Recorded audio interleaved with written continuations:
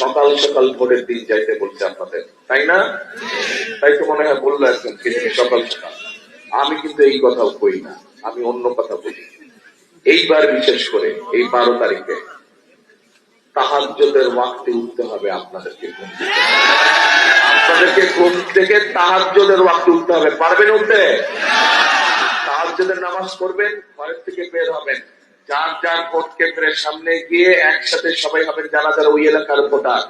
ফজরের জামাত ওইখানে পড়বেন, নামাজ ওইখানে আদায় করবেন, ফজরের নামাজ, এবং সাথে সাথে গিয়ে ভোট কেন্দ্রের সামনে দাঁড়াবেন। সকাল 7টায় ভোট যখন শুরু হবে প্রথম পারবেন?